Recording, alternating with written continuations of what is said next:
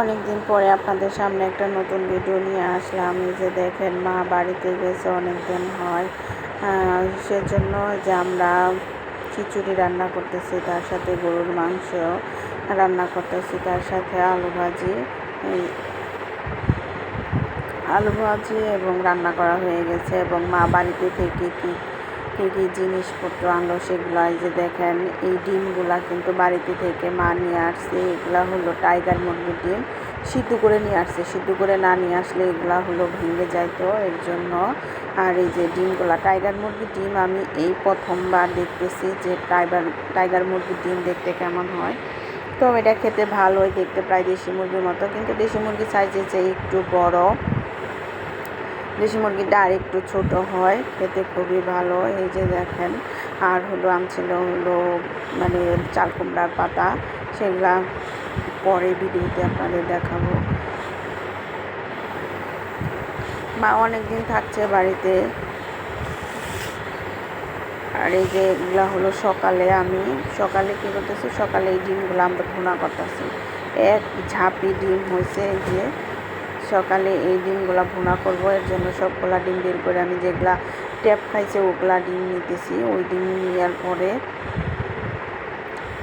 এই যে এগুলা ভাজি করব।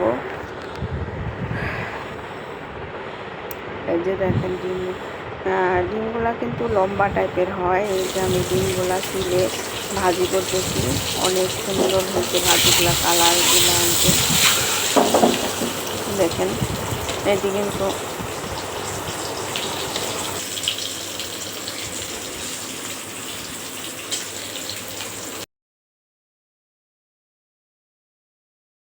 ভাজি করব পেঁয়াজ দিয়ে। আর সাথে হলো ডিমের সাথে হলো ভর্তা থাকে আমাদের। সকালে এই ডিমগুলা ভাজি করতেছি, প্রত্যেকের জন্য একটা একটা করে এই ডিমগুলা সকালে ভাজি করি আমরা। সকালে সাধারণত আমরা ভর্তা ভাত খাই, ভর্তা ডিম ভাজি এগুলা খাই। আর এই কাঁঠালগুলো আপনাদের আগেও দেখাইছিলাম। এই কাঁঠালগুলো আমাদের বাড়ির গাছে কাঁঠালগুলো অনেক মিষ্টি এবং দেখতে অনেক সুন্দর।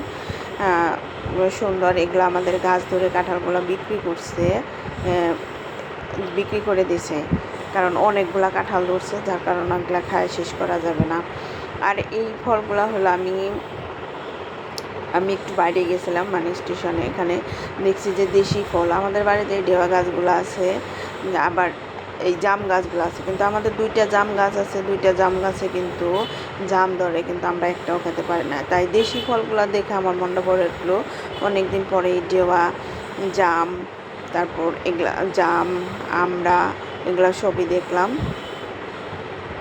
এর জন্য এখানে কাঁঠাল গাছ